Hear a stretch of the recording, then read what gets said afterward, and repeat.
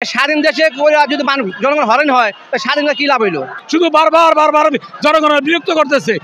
এগুলোর কোনো জনগণের সমর্থন নাই। আমরা সাধারণ পাবলিক এগুলো জনসমর্থন করি না। আমরা ঢাকা ক্যান্টনমেন্ট যাবো, এই রাস্তা বন্ধ হয়েছে, এটা আমাদের হরানি। যদি আমাদের হরানি হয় তাহলে লাভটা কি? যে স্বাধীন দেশে যদি জনগণ হরেন হয় স্বাধীন কি লাভ হইলো? আপনি যে কোনো আন্দোলন করেন, এক সাইড করেন, আন্দোলনের রাস্তা আছে না, রাস্তা আটকে আন্দোলন করবেন। যে কোনো আন্দোলন করতে হবে সাইড চাপাইয়া। আপনি একটা মাঠে যান, মাঠে আন্দোলন করেন, খোলা মাঠে আন্দোলন করেন, আপনি যে রাস্তা আটকে আন্দোলন করেন, জনগণ হরানি করতেছেন আপনারা। ছাত্র না, এটা দেখা যায় কি যে কোনো ছাত্র হোক, ওই রিক্সা চালাক যে চালাক, সবাই একটা আন্দোলন করলেই আগে রাস্তা আটকায়। দেখে রাস্তাটা এখন সবাই দখলে রয়েছে। কোন দেশের কোনো আইন শৃঙ্খলা ঠিক নেই কে। আন্দোলন করতে মন চায়, রাস্তায় সাইড দিয়ে তো এক কাজ করবে, আবার রাস্তায় না আটকাজি করে।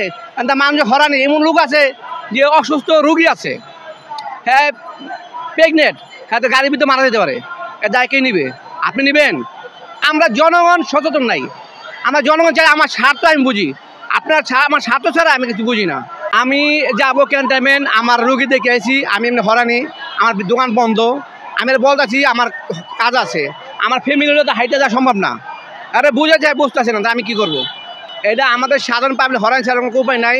এখন যে হোক সবাই আন্দোলন ছাড়া কোনো কিছু কথা নেই। সবাই সে আন্দোলন করতে দেশে, এখন দেশে সব আন্দোলন ছাড়া কি বুঝে, রিক্সা হোক আর গার্মেন্টসের লোকই হোক, আন্দোলন।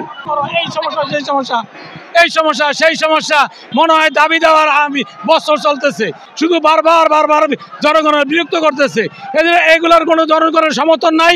আমরা সাধারণ পাবলিক এগুলো জনসমর্থন করি না।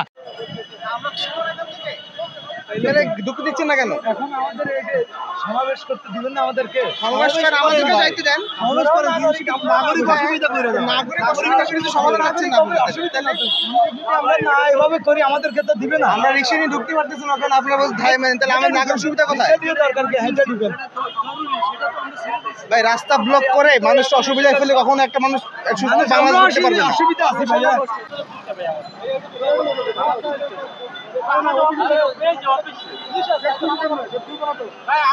আমি অফিসের লোক ভাই, আমরা